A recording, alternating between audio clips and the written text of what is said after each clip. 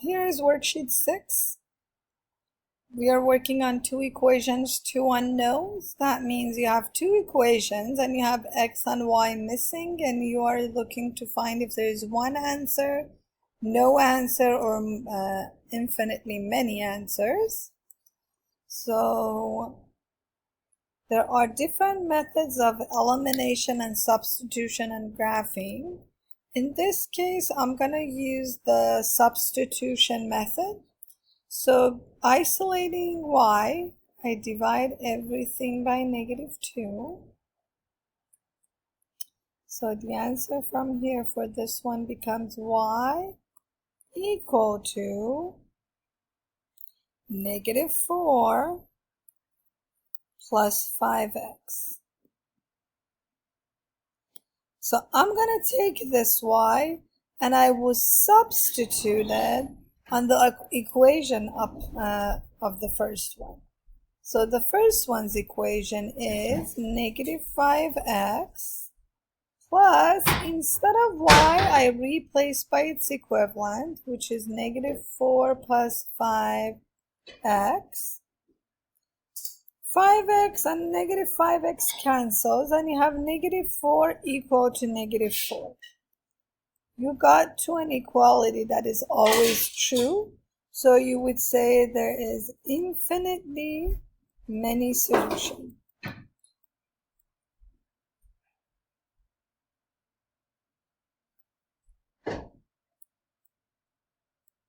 And if you were doing this one by graphing, you had the two lines on top of each other.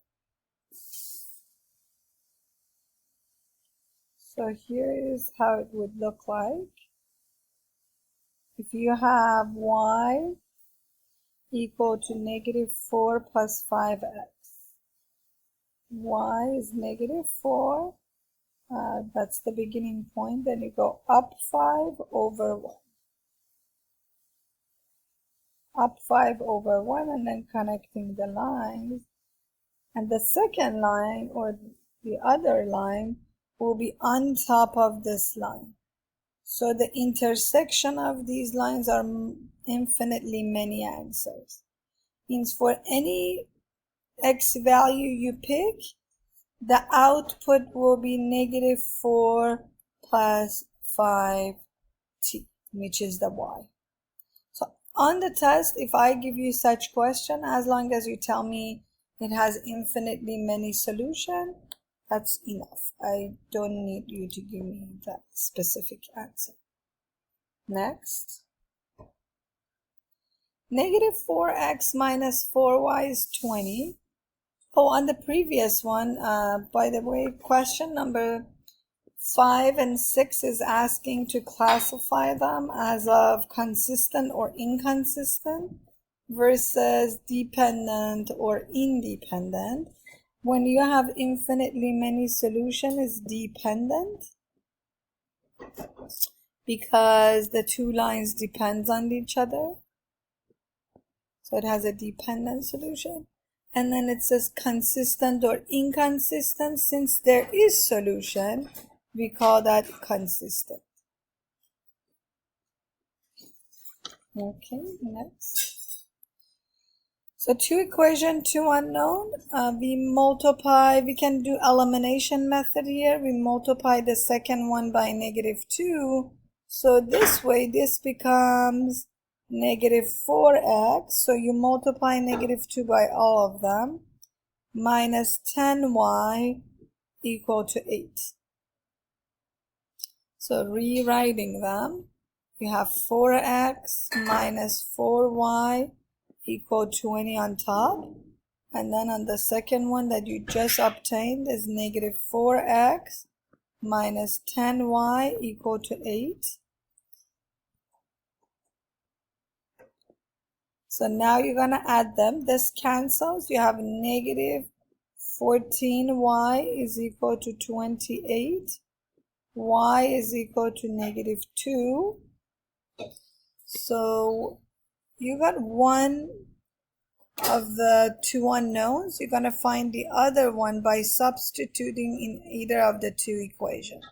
I'm going to use the first equation, 4 times x minus 4 times y, which is -2, is equal to 20. So I use the first equation. 4x minus 4 times y is equal to 20.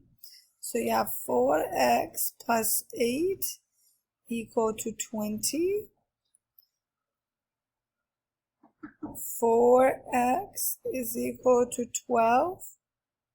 X is equal to 3. So we got the solution to be 3 for x comma -2. If you want to check your answer, you can always put it on the other equation, like 2 times 3 is 6. 6 minus 10 is -4. So checks on the second equation. So that's the solution. And then answering number 5 and 6, as it says, classify the answers. So this would be consistent and independent. So they are independent of each other.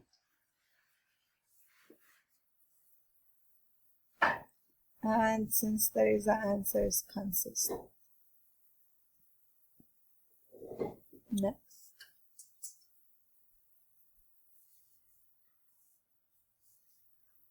Another solving. You can solve that by substitution because you already have y isolated. You just replace it by this y. So you have 4x plus 2 times y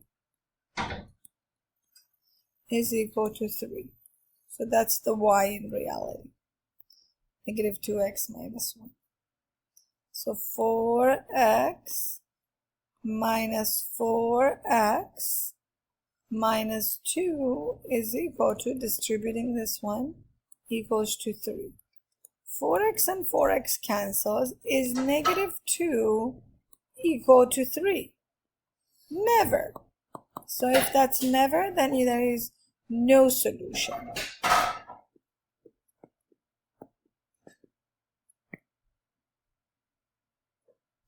So that means if you were graphing this one, there were no intersection. The two lines were parallel, and we call this one, for classifying them, consistent versus inconsistent. If it's no solution, is inconsistent, and the two lines are independent of each other.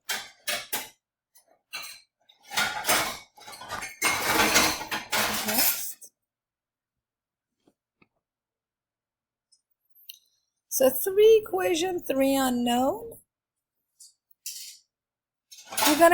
Here is the method. You're gonna get them 2 by 2. So I'm gonna write them as steps. Step 1, I'm gonna take